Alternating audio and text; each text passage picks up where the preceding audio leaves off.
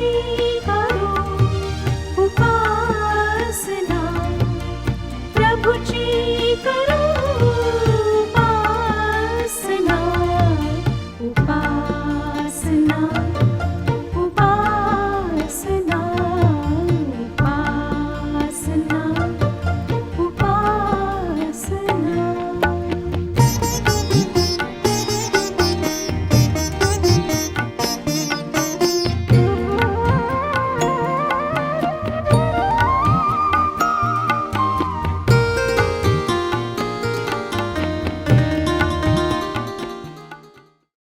तारण देणाऱ्या प्रभू येशू ख्रिस्ताच्या सामर्थ्यवान नावात आपणा सर्वांस प्रेमपूर्वक सलाम. उपासना कार्यक्रमाच्या या विशेष भागात आपले हार्दिक स्वागत. प्रियांनो, आपणा सर्वांस ख्रिस्त जन्मदिनाच्या शुभेच्छा. ख्रिस्त जन्मदिन, ज्याला नाताळ या नावाने देखील ओळखले जाते, हा विश्वासणाऱ्यांच्या जीवनात खूप महत्त्वाचा आहे. ख्रिस्ताबद्दल ज्या भविष्यवाण्या प्राचीन काळात केल्या गेल्या त्यांची पूर्तता आणि ख्रिस्ती विश्वासाचे प्रतिनिधित्व करणारा असा हा सण सर्व जगभर ख्रिस्ती लोक उत्साहाने आणि आनंदाने पाळतात. या ख्रिस्त जन्मदिनाला ख्रिस्ताचे देहधारण असेही ओळखले जाते. ख्रिस्त जन्मदिनाद्वारे देवाची प्रीती आणि कृपा प्रगट करण्यात आली आणि खऱ्या अर्थाने मानवाच्या तारणाची योजना सुरू झाली. ख्रिस्त जन्मदिनाचा खरा अर्थ या विश्वासात आहे की देवाने मानवजातीला पापापासून वाचवण्यासाठी त्याचा एकुलता एक पुत्र पाठवला, जो विश्वास ठेवणाऱ्या सर्वांना अनंत काळचे जीवन देणार आहे. ख्रिस्ताचे देहधारण ही घटना केवळ एक परंपरा किंवा मिथ्य नाही, तर एक गौरवशाली वास्तव आहे, जे पाप, आशा आणि देवाशी समेट याबद्दलच्या मूलभूत मानवी प्रश्नांची उत्तरे देते. विश्वासणाऱ्यांसाठी ख्रिस्त जन्मदिन हा देवाच्या प्रीतीचा सखोल चिंतन करण्याचा काळ आहे, जो त्याच्या पुत्राच्या देणगीद्वारे प्रदर्शित होतो. देवाने देऊ केलेले सार्वकालिक जीवन देणगी म्हणून प्राप्त करण्यासाठी विश्वास या एकमेव कृतीची आवश्यकता आहे. हा उत्सव केवळ आनंद आणि उत्सवाबद्दल नाही, तर देवाने त्याच्या पुत्राची देणगी मानवाला दिली, त्यावर मानवाचा विश्वास आणि त्याने देवाला दिलेला प्रतिसाद यांच्या देवाणघेवाणीची कबुली देण्याबद्दलचा आहे. म्हणजेच दुसऱ्या शब्दांमध्ये देवावरील आपला विश्वास प्रगट करण्याचा आणि तो अधिक दृढ करण्याचा हा काळ आहे. देवाच्या उपस्थितीची आठवण करून देण्याचा आणि जीवनातील ताणतणावांमध्येही आनंद निवडण्याचा हा काळ आहे. याद्वारे विश्वासणारे कुटुंब आणि समुदाय एकत्र येत असताना त्यांचा आनंद ख्रिस्त जन्मदिनाच्या खऱ्या अर्थावर केंद्रित करण्यासाठी आहे आणि विशेष म्हणजे जगाचा तारणहार येशूवर आपले लक्ष कसे केंद्रित राहील याची खात्री करण्यासाठीच आहे. प्रियांनो, ही झाली ख्रिस्त जन्मदिनाची थोडक्यात माहिती. आता आपण सखोलपणे यावर मनन करण्याचा प्रयत्न करूया. आपण पाहण्याचा प्रयत्न करू की ख्रिस्त जन्मदिन म्हणजे काय, पवित्र शास्त्र याबद्दल काय सांगते आणि या सर्व गोष्टींतून आमच्यासाठी काय आशीर्वाद आहेत. ख्रिस्त जन्माविषयी आम्हाला पवित्र शास्त्रात पुष्कळशा भविष्यवाण्या सापडतात. काही विद्वानांच्या मते असा अंदाज आहे की जुन्या करारातील 350हून अधिक भविष्यवाण्या येशू ख्रिस्ताचा जन्म, जीवन, मृत्यू आणि पुनरुत्थानाने पूर्ण झाल्या आहेत. काहींच्या मते ख्रिस्ताच्या पहिल्या आगमनाशी संबंधित साधारणपणे 100पेक्षाही जास्त भविष्यवाण्या आहेत. परंतु उल्लेखनीय गोष्ट म्हणजे यामध्ये बेथलेहेममधील जन्मस्थान, कुमारीपासूनचा जन्म आणि दावीद आणि यहुदा वंश यासारख्या विशिष्ट तपशिलांचा समावेश आम्हाला यामध्ये सापडतो. एकंदरीत आम्हाला असे म्हणता येईल की येशू ख्रिस्ताचा जन्म ही घटना एक आगळी वेगळी आणि ऐतिहासिक महत्त्व लाभलेली अशी आहे. ख्रिस्त जन्म किंवा ख्रिस्ताची देहधारणा याविषयी परमेश्वर पित्याने 3 स्तरातील लोकांना कळविले होते. पहिले म्हणजे संदेष्टांना, जे देवाच्या जवळचे लोक होते. दुसरे ज्ञानी लोक, जे समाजातील उच्च बुद्धिमत्ता असलेले लोक होते. आणि तिसरे मेंढपाळ, समाजातील दुर्लक्षित असलेले लोक हे होते. लक्षात घ्या प्रियांनो, की ख्रिस्त जन्म ही घटना, ही बातमी देवाला गुप्त ठेवायची नव्हती. लोकांपर्यंत ती पोहोचावी अशी देवाची इच्छा होती. पवित्र शास्त्रामध्ये नवीन करारामधील लूककृत शुभवर्तमान अध्याय 2 मध्ये आम्हाला ख्रिस्त जन्माच्या वेळेचा घटनाक्रम दिसून येतो. रात्रीच्या वेळी मेंढपाळ रानामध्ये आपले कळप राखीत होते. अचानक प्रभूचं दूत तेथे प्रकट होतो. मेंढपाळांच्या भोवती त्या दूताचे तेज प्रकाशते. त्यावेळी त्यांना फार भीती वाटते. मात्र देवदूत त्यांना धीर देऊन सांगतो की जो मोठा आनंद सर्व लोकांना होणार आहे त्याची सुवार्ता मी तुम्हाला सांगतो. या ठिकाणी देवाचा निरोप घेऊन दूत पोहोचला आहे. काहीतरी आनंदाची बातमी तो मेंढपाळांना सांगू इच्छित होता. प्रियांनो, देव आनंदी वार्ता कळवू इच्छित होता. आजही तो आम्हाला आनंदित करू इच्छितो. ज्या कोणत्या परिस्थितीमध्ये आम्ही असतो तेथे तो आम्हाला आशीर्वादित करू इच्छितो. त्याच्याकडे आमच्यासाठी उत्तम योजना आहेत. काय आम्ही हे जाणले आहे? त्या रात्री मेंढपाळांची परिस्थिती काय होती आम्हाला ठाऊक नाही. परंतु देवाचा दूत तेथे आनंदाची बातमी सांगण्यासाठी आला आहे हे आम्ही पाहिले. ती आनंदाची वार्ता किंवा बातमी काय होती? या बातमीमुळे मेंढपाळ खरंच आनंदित झाले का? वचन आम्हाला काय सांगते ते आपण पाहूया. लूक अध्याय 2 आणि 10 ते 11 ही वचने. लूक 2, 10 आणि 11 वचने आपण वाचूया. तेव्हा देवदूत त्यांना म्हणाला, भिवू नका, कारण पहा, जो मोठा आनंद सर्व लोकांना होणार आहे त्याची सुवार्ता मी तुम्हाला सांगतो. ती ही की तुमच्यासाठी आज दाविदाच्या गावात तारणारा जन्मला आहे. तो ख्रिस्त प्रभू आहे. या ठिकाणी आपण 11व्या वचनाकडे आमचे लक्ष लावण्याचा प्रयत्न करूया. वचन म्हणते, तुमच्यासाठी आज दाविदाच्या गावात तारणारा जन्मला आहे. तो ख्रिस्त प्रभू आहे. प्रथमतः आपण पाहूया की ही आनंदाची बातमी कोणासाठी होती. वचन असे सांगते की तुमच्यासाठी. काय ही बातमी केवळ मेंढपाळांसाठीच होती का? जर नव्हती तर तुमच्यासाठी या शब्दामध्ये कोण कोण समाविष्ट केलेले आहेत? होय, हे खरे आहे की ही बातमी केवळ मेंढपाळांसाठी नव्हती, तर देवाची ही तारणाची योजना सर्वांसाठी होती. जो कोणी ही बातमी ऐकेल, जो कोणी ही बातमी वाचेल, जो कोणी ही बातमी समजून घेईल, जो कोणी या बातमीवर विश्वास ठेवेल, त्या सर्वांसाठी ही बातमी होती. काय तुमच्यासाठी या शब्दाची व्याप्ती खऱ्या अर्थाने तुमच्यापर्यंत पोहोचली आहे? काय या बातमीवर आमचा विश्वास आहे? देवाच्या योजनेप्रमाणे दाविदाच्या गावात ज्या तारणाऱ्याने जन्म घेतला तो माझ्यासाठी घेतला आहे काय? आणि महत्त्वाचे म्हणजे काय ही बातमी ऐकून आपणास आनंद झाला आहे? वचन असे सांगते की तुमच्यासाठी आज. प्रियांनो, आज म्हटलेल्या शब्दाला खूप मोठा अर्थ आहे.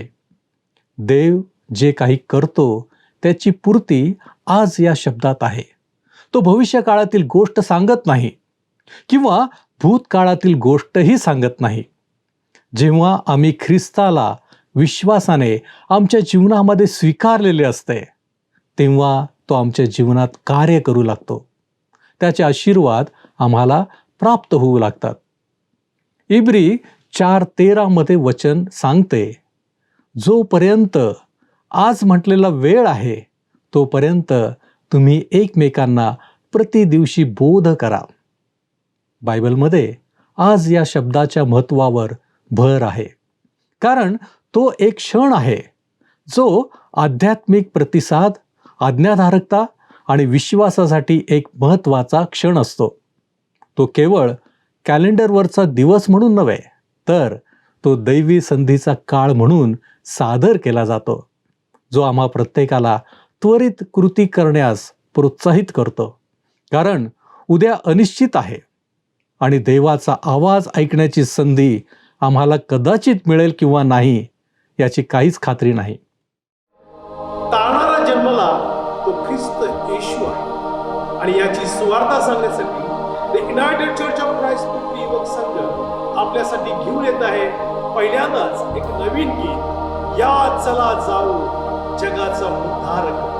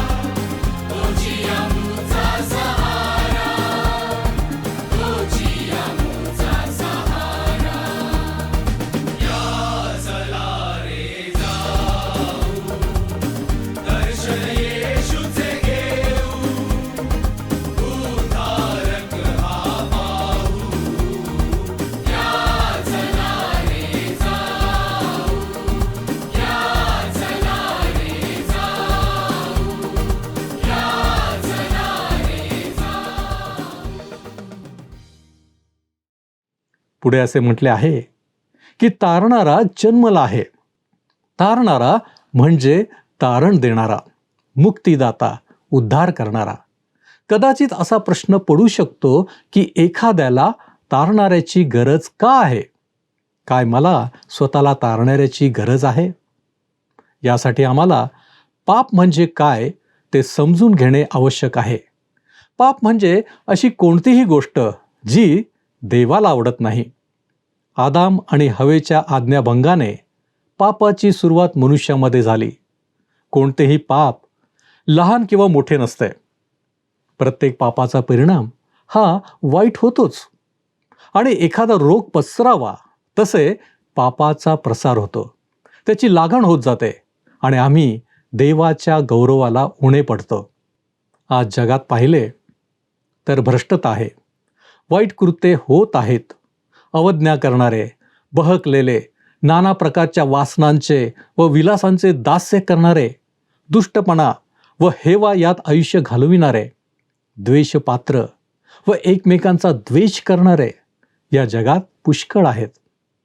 खून, बलात्कार, चोरी, दरोडे याचे प्रमाण इतके वाढले आहे की ते आमच्या दैनंदिन जीवनाचा एक भागच बनले आहे. पापाचा परिणाम आमच्या समोर आहे.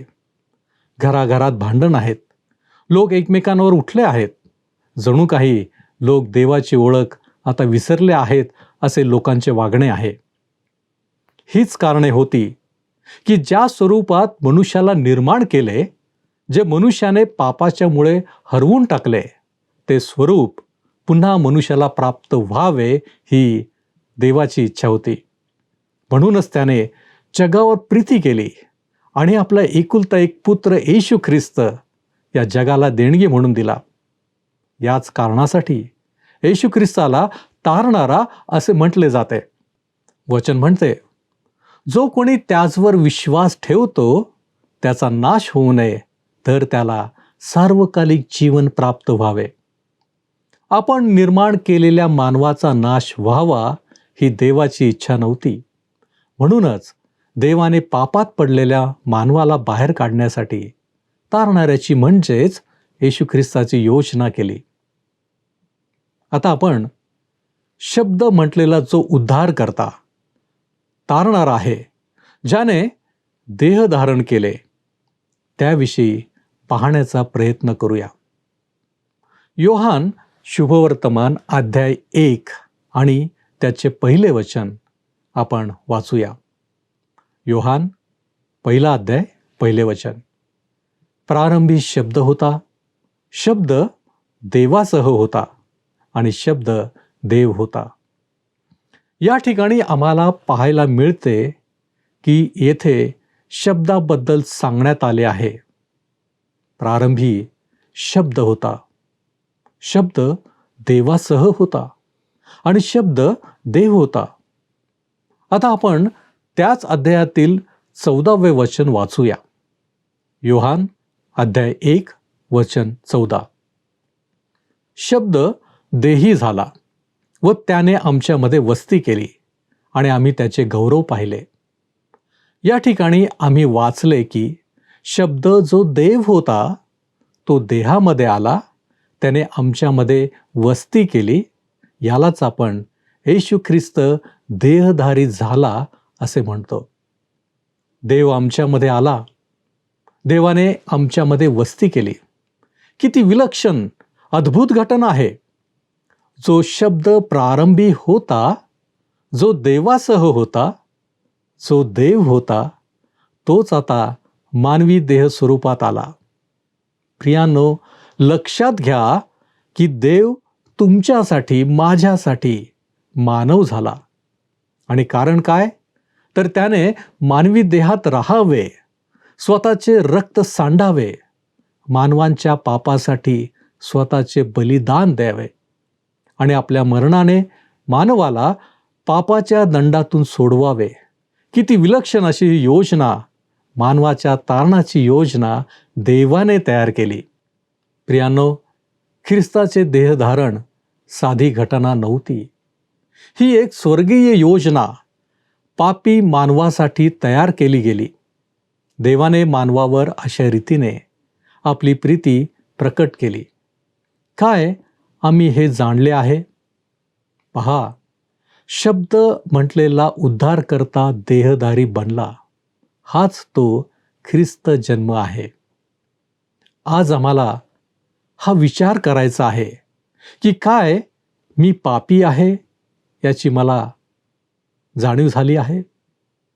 काय मला पापातून बाहेर पडण्यासाठी तारणाऱ्याची गरज आहे हे समजले आहे?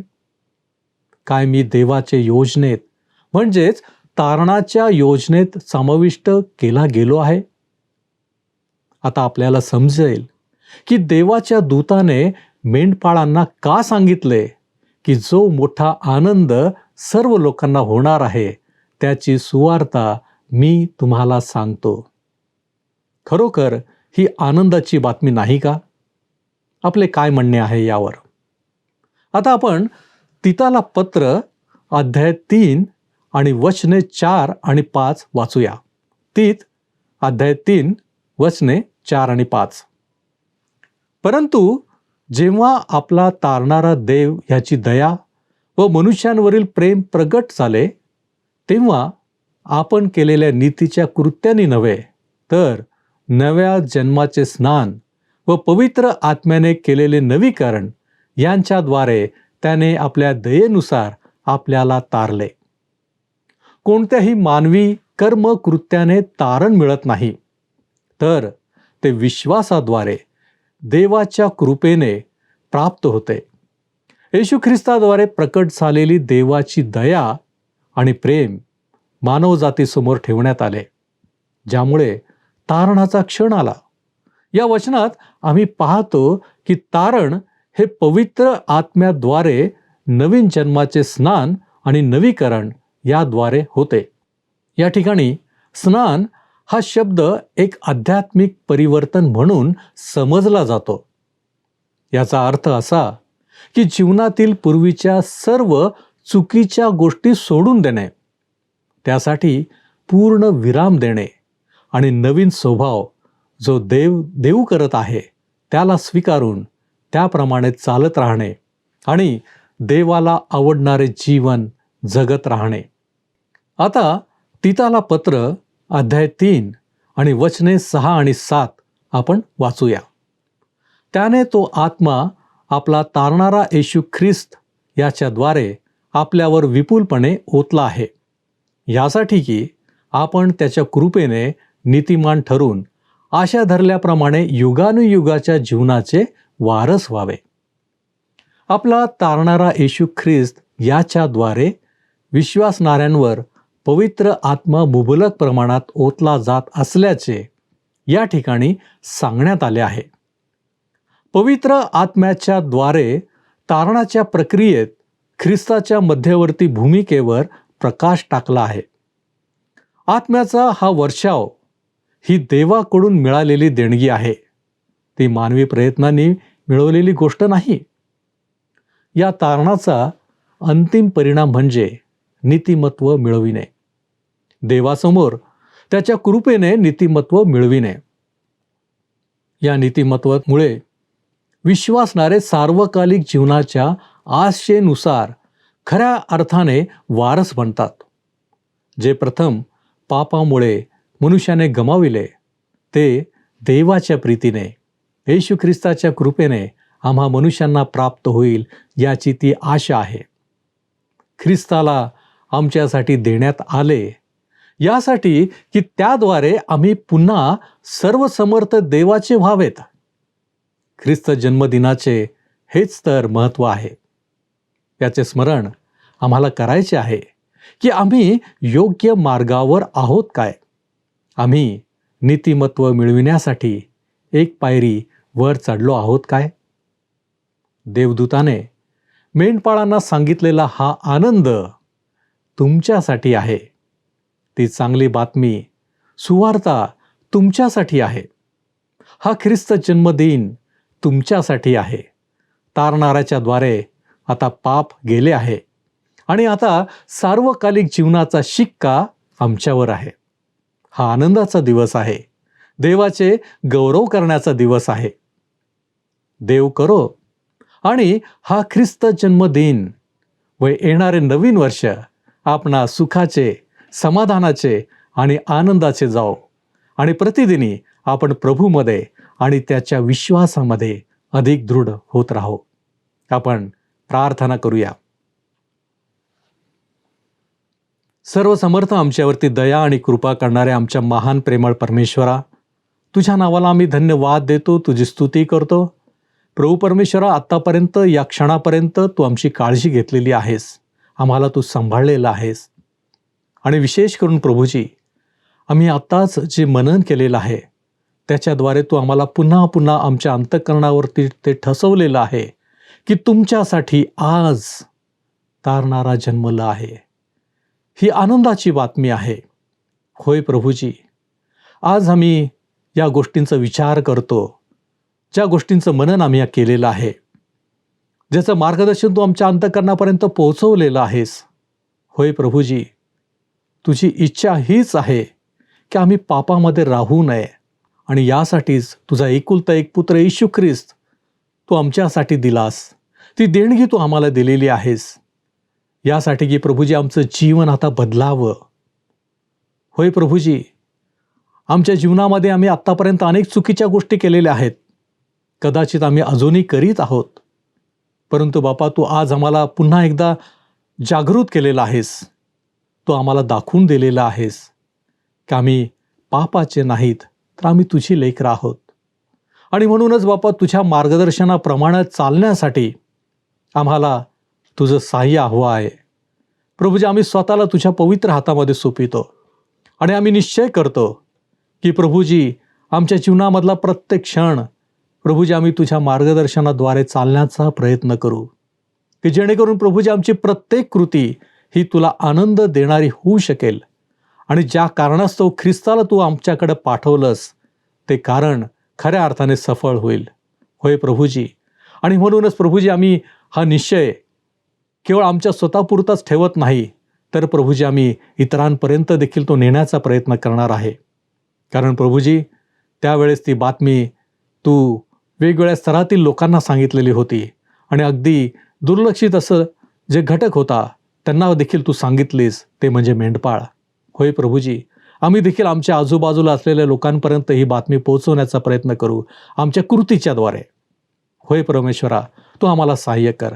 आम्ही पुन्हा एकदा तुझे आभार मानतो की येशू ख्रिस्त तू आम्हाला दिलास, तो तारणारा तू आम्हाला दिलास की ज्याच्याद्वारे आमचं जीवन बदलत आहे. अशीच तुझी कृपा आमच्याबरोबर सदैव राहू दे आणि आमच्या जीवनातील प्रत्येक दिवस, प्रत्येक क्षण तुझ्या गौरवासाठी असेल यासाठी आम्ही झटावं. म्हणून बापा, तू आम्हाला सहाय्य कर.